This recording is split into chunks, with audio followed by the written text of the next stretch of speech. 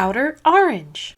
Oh, I have a secret, and it's that I don't know how to make tier makers properly. But that's okay, everyone. That's what we have curly-haired hero here for, to do it for us. We're doing a Lyrical Cup tier list. We're ignoring basically all of this right here, and we're just focusing on some of the top decks right here. And this is for specifically Lyrical Cup, which only uses lyrical decks. It's for Summerfest, it's for day 2, and it's for specifically that and that only. And also one more thing, there's actually someone who already did something like this, and I actually think their tier list is really, really good. So I'm just gonna showcase it real quick.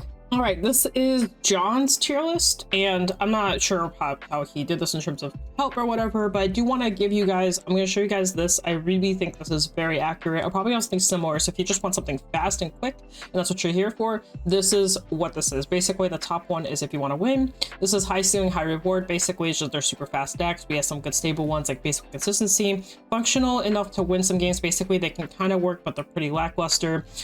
These are decks of all time. This is basically him saying like decks that people think are good but they're actually not that good type of thing, so that's where this falls. And then out here, donating wins after the promo pack. So basically these are just pretty bad choices. You probably don't want to take them, so I'm just going to throw this out here for you. If you don't want my analysis per deck, then you know this is a really good sweet spot for you. And then if you actually want to hear me yap about the deck choices that I'll be putting all the decks, you can just keep watching, and as I make my own tier list of this as well. So I just want to showcase this because I really think this is probably one of the better ones. Lyrical Cup is, like I said, just lyrical only, and it's a very going strong first, it's a very going first meta, and we don't have MyGo decks at all, so this also kind of changes how you want to play. So there's just something to keep in mind. It's gonna be doing from the tree up, basically all the decks you randomly will see here pop up are definitely not part of this. I'm trying to make it as big as possible so we don't see the other decks. But anyway, apparently you can use tree for this because it's a nation list thing. I'm not 100% set on that, but just letting you know it's a possibility. Anyway, the things I'll be considering for this one is very similar to like my full list, where with every single deck in mind and all nations.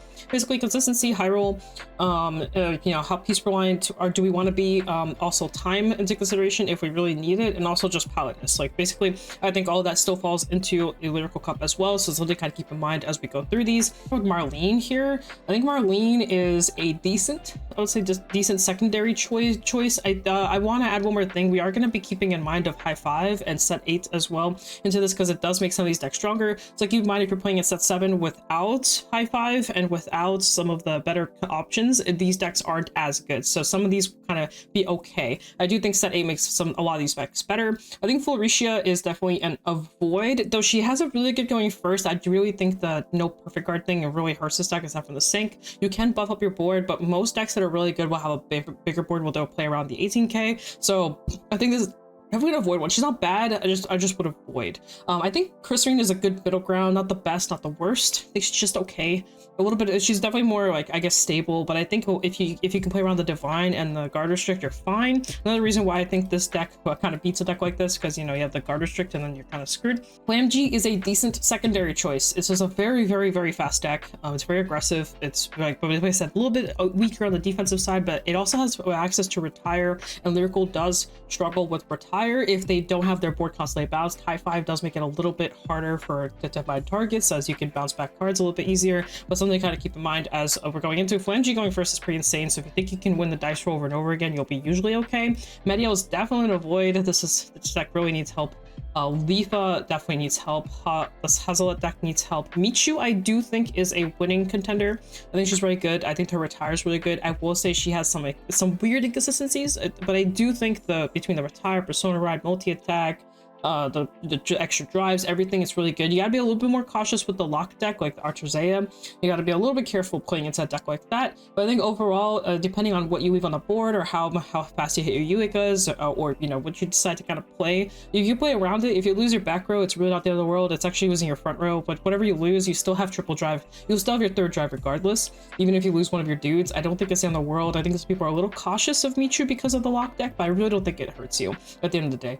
Anyway, Rosa a little too slow. Kyoka feels kind of bad now.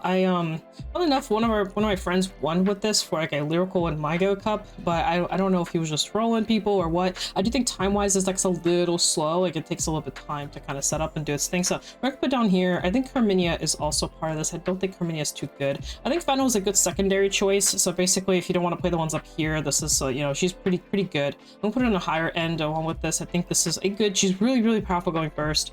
Very fast.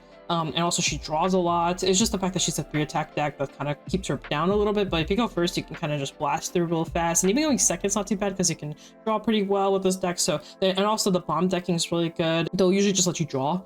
So it's kind of like, I don't know, it's kind of like a hit or miss, but yeah, I don't think she's too bad. I don't think she's too bad of a secondary choice. I think Sienna is pretty horrendous, especially in Lyrical Cup, since everyone has a hand, they'll just discard over the bind, and if they play carefully and actually read the cards, like this deck doesn't feel like it does much. I think Labrador is a good middle ground, like it's okay. Definitely some weaknesses, but it's okay. So I think it kind of falls under the same issue as like Curse Rain, where it just doesn't do enough as the ones above it do. So it's just a little bit slower. I think Charmot's insane. I talked about this in my previous tier list as well. I mentioned that Charmot's really good. I think the aggression of the deck is just really, really good. I think she's a really strong pick going in. This deck is one of the harder decks to play, so you do need to make sure you're playing it carefully and all that stuff, but I do think this is definitely a contender to win a Lyrical Cup with. I don't think Pacifica's too good. I think she's kind of... a lot of people have been really recently saying that she's getting kind of better with all some of the new stuff, and maybe she is. I just don't think she has a really good closeout. Like, she doesn't really win. She just kind of keeps doing the same thing over and over again of farming. So I personally kind of lean more towards the avoid tier more than the middle tier. But if you really like this deck, I think there is a middle ground here where you can kind of work with it. But I'll put it down there. Fortia is also joining the squad. She's just not that good, unfortunately. There's better decks that do what she used to do, just better. Some people will argue that this Absolute Zero deck is good. I definitely disagree. I definitely think this is a big no-no. She's just a little too slow.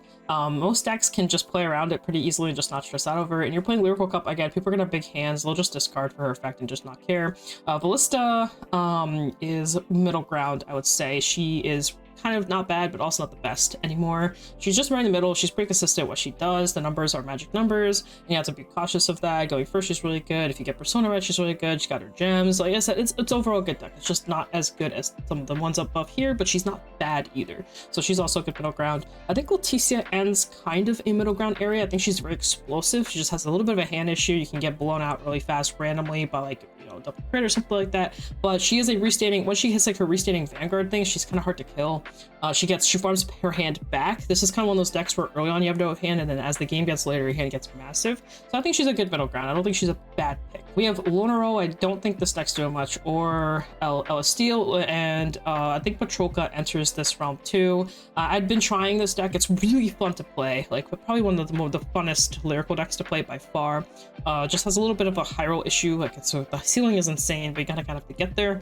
I would avoid this. I think it's a little too high roll. It's kind of like what Bat used to be, like before, you know, all the changes, where like if you get the high roll, you get the high roll, but you know, you have to get there. And this deck is halfway there. If you get the high roll, cool, have a party. But if you hit a defense, or if you're playing as a defense or something like that, this deck kind of falls off and it has other problems. But anyway, Kyrie, there's another Kyrie that should be on this list. So I really shouldn't just, this is just, it's the same thing as the other Kyrie. I'm just gonna put it down here, but in all actuality, it's the same as the other one. Coercilla is kind of bad. I will say the removal and whatever is good, you just have to get there, and you usually don't. I think the lock deck is a decent secondary choice. It's not my favorite on the list. I will say I think in set 8, this is a better pick. And I do think this deck farms so well that it is up here, and also it kind of just auto kills some of these other decks. A good example is actually Fennel. Losing that rear guard circle really hurts if you don't have a way to bounce it back. You do have ways to bounce it back, but you know you have to like wait a turn sometimes. So you always have a front row for them to kind of lock out, and that will kind of suck for Fennel. So that's another reason why I think Fennel is a little bit weaker, because it is a very, very restricted 3-attack deck right now.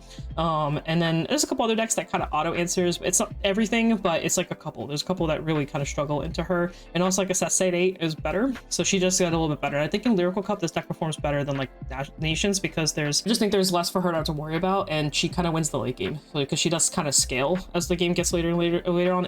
And also she has the advantage of the Shadow Army tokens, which also helps a lot because you constantly have a board that has good resource management. So there's that. I think Kyrie is also a really good contender. You can play her as a going first deck, you can play her as a going second deck, and I think that really matters into a very heavy going first meta. You can kind of pick her as an off meta pick, and she'll do really well. So especially with the new Kyrie, you can also play with the old one and be okay too. I think she has really good sustain. You do need to be careful of decks like this, like Michu and Charm Out, where they can randomly just roll you out before you have a chance to do anything, since if you choose to go the going second route.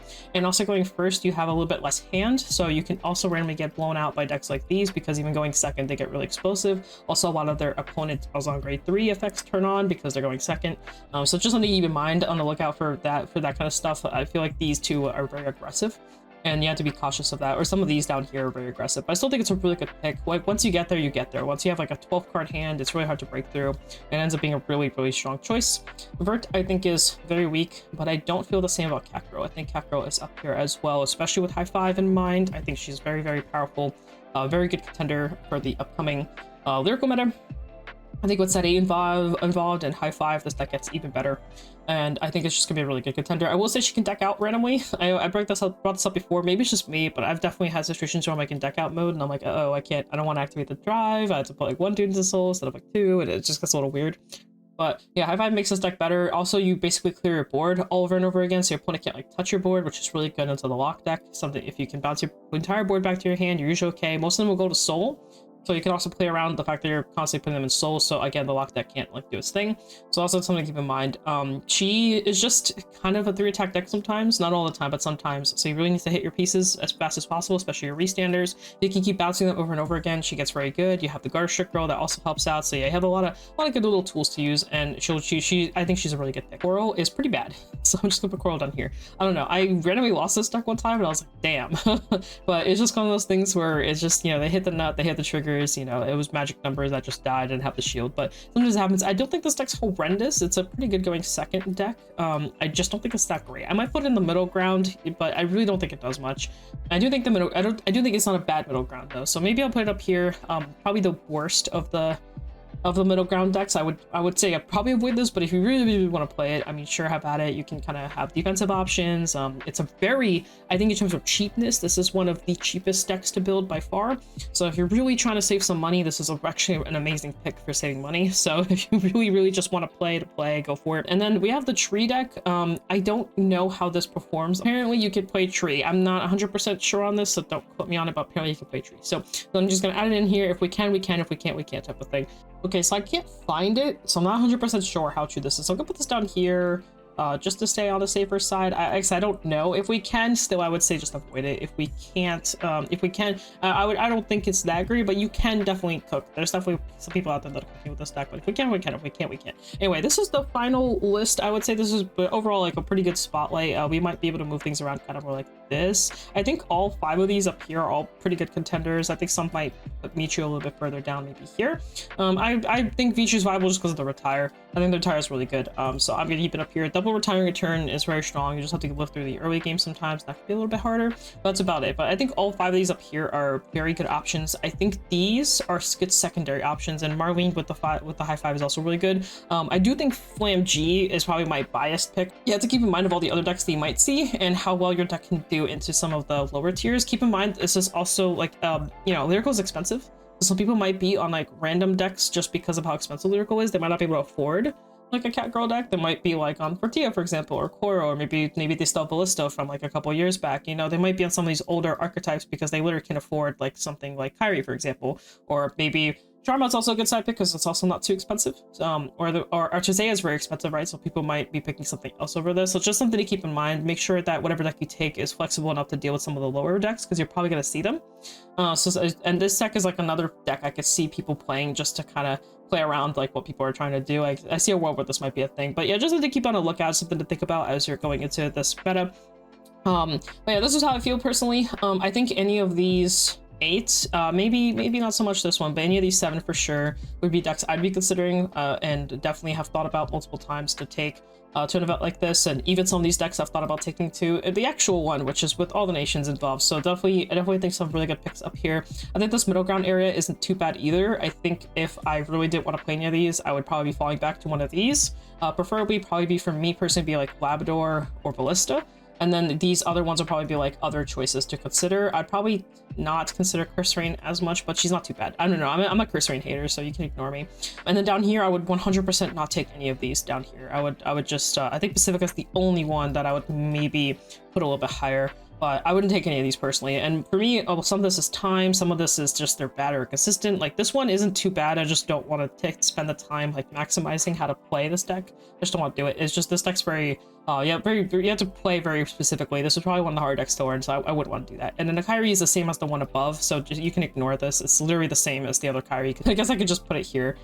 There we go. So that way it doesn't look like I'm telling you to avoid it. It's just, you know, it's just the same thing. This is the tier list. I think this is a pretty good representation. I also think John's list is a very good representation as well. It's slightly different from mine. Like I said, there's small differences here and there. He definitely broke it down to a little bit more specific in terms of deck structures and how decks perform and like what their purpose is as a deck. So I think this is a little bit more informed than mine, but I want to keep my just very, you know, very streamlined, easy to look at.